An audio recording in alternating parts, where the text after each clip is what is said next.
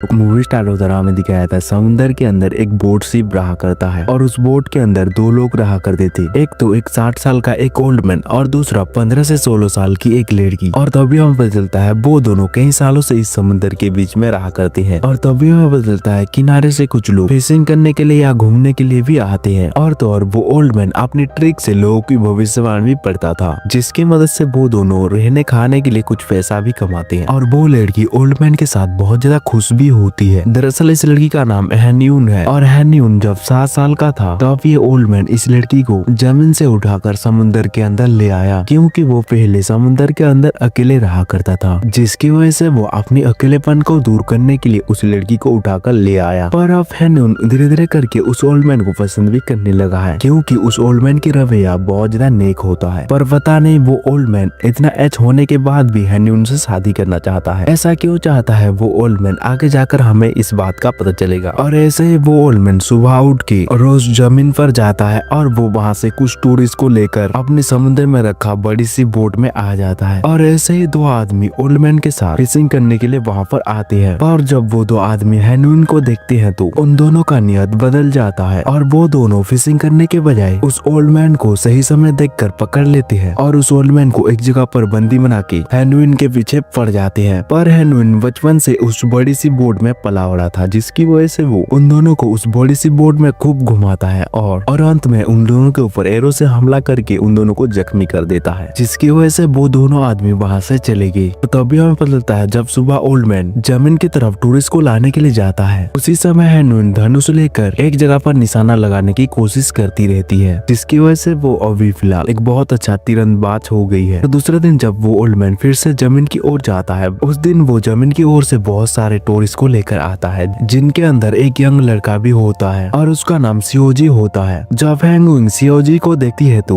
वो उसकी तरफ अट्रैक्ट होने लगा, क्योंकि हैन्यून और सियोजी एक ही एज के थे। और थोड़ी देर के बाद जब सियोजी फिशिंग कर रहा था, उसी समय हैन्यून वहाँ पर आके सियोजी की हेडफोन छीन के वो वहाँ पर उसकी संग को सुनने लगा। ये देखकर सियोजी भी उसके साथ बहुत अच्छे से बात करने लगा और ये सब कुछ वो ओल्ड मैन बोर्ड से देख रहा था, जिसकी वजह से उसे बहुत ज्यादा गुस्सा आ जाता है। और वो ओल्ड मैन वहाँ पर जल्दी से जाकर हैन्यून के हाथ पकड़ के हैन्यून को वहाँ से ले जाता है। ओल्ड मैन की ये रवैया देखकर हैन्यून को थोड़ा अच्छा नहीं लगता है, पर वो वहाँ पर कुछ नहीं कह सकती है। ये देखकर सियोजी अपने पिता से पूछने लगा कि क्या वो लड़की इस ओल्ड मैन की पोती है। तब उसके पिता वही सारी बातें बताते हैं जो हम मूवी के स्टार्ट में हम बात कर चुके हैं, कि वो ओल्ड आदमी किस तरह से जमीन पर जाके हैन्यून को यहाँ पर ले आया। ये सुनने के बाद सियोजी बहुत ज्यादा हैरान हो जाती है और जब वो वहाँ से बोट के अंदर पानी पीने के लिए जाता है, तब वो देखता है वो ओल्ड आदमी हैन्यून को नहला रहा है, जैसे कि वो ओल्ड आदमी उसकी माता पिता हो। और तो और बात यह भी है कि हैन्यून अब 16 साल का हो चुका है, फिर भी वो ओल्ड मैन हैन्यून को बिना किसी इंटेंशन के नहला रहा है। और नहाते समय हैन्यून सियोजी को भी देख लेता है। दूसरे दिन सीजन के पिता की भविष्यवाणी को देखने के लिए वो ओल्ड मैन और हैन्यून अपना ड्रिंक शुरू कर देती है। पहले तो हैन्यून एक झूलते हुए झूले में बैठ जाती है और वो ओल्ड मैन अपने एरो से एक बुद्धा के चित्र के ऊपर निशाना लगाने लगा। और इसमें रिस्क ये था कि हैन्यून झूलते हुए झूले को क्रश करने के बाद ही एरो बुद्धा के चित्र पर लग सकता है। और इनका तो कई सालों से इसी तरह कई लोगों की भविष्य देख चुके हैं, जिसकी वजह से वो old man easily 3 arrow Buddha के चित्र के ऊपर लगा देता है। जिसके बाद वो एरो हैन्यून निकाल के ओल्ड मैन के कान में कुछ फुसफुसाता है, जिसके बाद वो ओल्ड मैन जाकर सियोजी के पिता को उसकी भविष्यवाणी उसके कान में बता देते हैं। जिसके बाद सियोजी के पिता जोर जोर से हंसते हैं और थोड़ी देर के बाद वो टूरिस्ट सारे छोटे बोट में बैठ जाते हैं ताकि वो लोग किनारे की तरफ जा सके। और उसी बीच हैन्यून सियोजी के पास आ जाता है। देखकर सियोजी उसे वही हेडफोन गिफ्ट करता है जिसको पहली बार हैन्यून छीन के ले गया था। जिसके बाद सियोजी अपने पिता के साथ वहाँ से निकल गया। और जब ओल्ड मैन उन सब को छोड़ के छोटे बोट में आता है तो तब हैन्यून उस हेडफोन से सॉन्ग सुन रहा था। और ओल्ड मैन आने के बाद भी ओल्ड मैन की तरफ देखता भी नहीं है, क्योंकि वो सियोजी को पसंद कर चुका है। ये देखकर ओल्ड मैन बहुत ज्यादा गुस्सा होके उस हेडफोन को हैन्यून की सर से निकाल के दूर फेंक देता है और वो वहाँ से चला गया। ये देखकर हैन्यून बस ओल्ड मैन को घूरता ही रह जाता है और वो वहाँ पर कुछ तो नहीं करती है। लेकिन अब वो ओल्ड मैन से बहुत ज्यादा नाराज हो चुकी है, जिसकी वजह से ओल्ड मैन की सारी बातों को इग्नोर करने लगी। और तो और जब एक टूरिस्ट वहाँ पर आया था, हैन्यून उसके साथ जाकर बैठ जाती है ताकि वो ओल्ड मैन को गुस्सा दिला सके, जिसकी वजह से ओल्ड मैन को वहाँ पर बहुत ज्यादा गुस्सा आ जाता है और वो वहाँ पर तुरंत ही आकर हैन्यून को ले जाता है। और वो दोबारा वहाँ पर आके आके उस टूरिस्ट की सामान को उस छोटी सी बोट में फेंक कर उस टूरिस्ट को भी छोटे बोट में बैठा देता है और वो वापस उसी किनारे पर छोड़ आया। पर आते समय वो हुएनुंग के लिए एक लॉकेट लेकर आया था ताकि वो उसके जरिए हुएनुंग से माफी मांग सके। पर हुएनुंग उस माले को तोड़ के फेंक देता है और वो गुस्से से वहाँ से चली गई। जिसके बाद हम देखते हैं रात में वो ओल्ड मैन जल्दी से एक कैलेंडर के पास जाता है और वो तुरंत ही एक एक करके डेट को मिटाने लगा। और तभी हमें पता चलता है ये ओल्ड मैन हुएनुंग से शादी करने के इंतजार में है। इस कैलेंडर के जरिए हुएनुंग की 17 ईयर कब होगा ये काउंट कर रहा है ताकि वो हुएनुंग से शादी कर सके। जिसके बाद ओल्ड मैन को हुएनुंग की सारी कस्टडी मिल जाएगा। दूसरे दिन ओल्ड मैन के साथ सुइजोंग और सुइजोंग के पिता के साथी वहाँ पर आ जाते हैं फिशिंग करने के लिए। ये देखकर तो हुएनुंग बहुत ज्यादा खुश होता है और हुएनुंग सुजिंग से अपने प्यार का इजहार भी करता है। और जब सब लोग रात में सो रहे थे उसी समय हैंगयुंग चला जाता है सियोजिंग के पास। पर जल्द ही ये बात ओल्ड मैन को भी पता चल जाता है और वो तुरंत ही सुजिंग सोया हुआ कमरे में आ जाता है और वो वहाँ पर देखता है तो हैंगयुंग और सुजिंग एक दूसरे से किस करने वाले थे। ये देखकर वो ओल्ड मैन सुजिंग को पकड़ के उस छोटी बोट में उसे धक्का देते हुए बैठा देता है। ये देखकर सुजिंग ओल्ड मैन को कहने लगा तुम इस मासूम लड़की को यहाँ पर कैद करके नहीं रख सकते क्योंकि इसका भी हक है दुनिया को देखने का। और वो कहता है इसकी कोई फैमिली भी है जो इसे ढूंढ रहे होंगे। वो वहाँ पर कहता है मैं इसे जल्दी यहाँ से ले जाऊंगा बस तुम देखते ही रह जाओगे। ये कहकर वो वहाँ से चला गया। सुबह जब होता है ओल्ड मैन सुजिंग के पिता के साथियों के ऊपर एरो चला देता है और वो उन सब को यहाँ से निकलने के लिए कहने लगा क्योंकि उन लोगों की वजह से हैंगयुंग आज उससे दूर जाने की कगार पर है। जिसके बाद ओल्ड मैन उन सब को जमीन पर छोड़ के आ जाता है। ये सब कुछ हैंगयुंग भी देख रहा था जिसकी वजह से वो ओल्ड मैन के ऊपर गुस्सा होके वहाँ से छोटी बोट से भागने की कोशिश करने लगी। पर ओल्ड मैन वहाँ पर समय पर आके उस बोट के ऊपर कूद के हुएनुंग को रोक लेता है। जिसके बाद वो कैलेंडर की सारी तारीख को चीर फाड़ देता है क्योंकि वो हुएनुंग से जल्दी शादी करना चाहता है। जिसके बाद वो हुएनुंग की बेड और उसके बेड को एक जगह पर मर्ज कर देता है ताकि वो लोग शादी के बाद एक बेड पर सो सके। पर जल्दी सियोजी एक लोकल बोट लेकर उस ओल्ड मैन की बोट पर आ जाता है और अब उसके पास एक सबूत होता है कि हैंगयुंग के परिवार अभी भी उसे ढूंढ रहे हैं। और हैंगयुंग की मिसिंग पोस्टर भी ओल्ड मैन को दिखाता है जिसकी वजह से ओल्ड मैन वहाँ पर कुछ नहीं कह पाता है। ये देखकर हैंगयुंग बहुत ज्यादा खुश था क्योंकि वो अब जमीन पर जाके दुनिया को देखना चाहता है। और ओल्ड मैन बहुत ज्यादा गुस्से में आकर उस पेपर को फाड़ देता है और वो अपनी धनुष और एरो लाकर सियोजी के ऊपर हमला करने लगा। पर वो सियोजी को मार पाता उससे पहले ही हैंगयुंग सियोजी के सामने आ जाता है जिसकी वजह से ओल्ड मैन अपनी धनुष को नीचे कर लेता है और वो वहाँ से गुस्से में चला गया। और अपराध होता है और हम देखते हैं वो ओल्ड मैन और हैंगयुंग वो ही मर्ज किया हुआ बेड में सोए हैं। और अब वो ओल्ड मैन हैंगयुंग के हाथ को पकड़ने की कोशिश करता है। ये देखकर हैंगयुंग अपने हाथ को बार बार उससे छुड़ाकर छुपाने लगी। पर जब वो ओल्ड मैन अपनी हाथ पार कर लेता है तो हैंगयुंग वहाँ पर उसे एक थप्पड़ मार देती है और वो वहाँ से चली गई। इसी तरह सुबह हो जाता है और सुबह सुबह हम देखते हैं वो ओल्ड मैन बोट की कुछ पार्ट को ठीक करने की कोशिश कर रहा है और वो चीज ठीक नहीं हो रहा था जिसकी वजह से वो गुस्से में हथौड़े से उस पार्ट को मारने लगा जिसकी वजह से एक छोटा सा मेटल उसकी सर में लग जाता है और उसकी सर से थोड़ी सी खून निकल जाती है। ये सब कुछ हैंगयुंग भी वहाँ पर देख रही थी। इसकी वजह से वो जल्दी से एक कपड़ा ला के ओल्ड मैन की सर की खून को पोंछने की कोशिश करने लगा। और ओल्ड मैन ऑफ हैंगयुंग से बहुत ज्यादा गुस्सा हो चुका था जिसकी वजह से वो अपना ब्लड हैंगयुंग को पूछने नहीं देता। पर हैंगयुंग भी बार बार उसकी ब्लड को पूछने की कोशिश करती है जिसकी वजह से वो ओल्ड मैन गुस्से में हैंगयुंग के चेहरे पर मारने लगा। फिर भी हैंगयुंग उसकी ब्लड को पूछने की कोशिश करती है जिसकी वजह से वो ओल्ड मैन उसके गाल पर और भी 2 थप्पड़ लगा देता। ये सब कुछ सियोजी भी देख लेता है और वो जल्दी वहाँ पर आके हैंगयुंग को ओल्ड मैन से दूर कर देता है। और वो वहाँ पर ओल्ड मैन को कहने लगा तुम्हें इसे मारने का कोई भी हक नहीं है क्योंकि तुमने इसे अपनी जाल में फंसाने के लिए यहाँ पर इसकी माता पिता से दूर ले आए। और सियोजिंग वहाँ पर कहता है तुम एक घटिया इंसान हो। एक कहकर सुजिंग ओल्ड मैन को कहता है मैं कल सुबह इसको लेकर इसके फैमिली के पास चला जाऊंगा। ये सुनने के बाद ओल्ड मैन बहुत ज्यादा हताश हो जाता है जिसके बाद वो एक बॉक्स के पास जाकर हैंगयुंग की सारी शादी के कपड़े फेंकने लगा क्योंकि उसे भी पता चल चुका है कि हैंगयुंग अब उसके फैमिली के पास चला जाएगा। जिसके बाद हैंगयुंग भी उस ओल्ड मैन की दी गई हुई एक शादी का जोड़ा उस ओल्ड मैन को वापस रिटर्न कर देता है। जिसके बाद वो दोनों सुबह का इंतजार करती है और जैसे ही सुबह होता है वो दोनों बोट से निकलने लगे। पर उसी समय हम देखते हैं वो ओल्ड मैन को उस बोट में पहले से एक रस्सी को बांध दिया था और वो रस्सी जाकर उसके गले में बंधा हुआ था जिसकी वजह से जब वो छोटा सा बोट आगे बढ़ने लगा तब ओल्ड मैन की गर्दन पे वो रस्सी टाइट हो जाता है और वो वहाँ पर मरने की कगार पर आ जाता है। और दूसरी तरफ सियोजिंग की बोट आगे जा ही नहीं रहा था जिसकी वजह से वो पीछे देखता है तो वो रस्सी जाकर बड़े बोट पर अटैच है।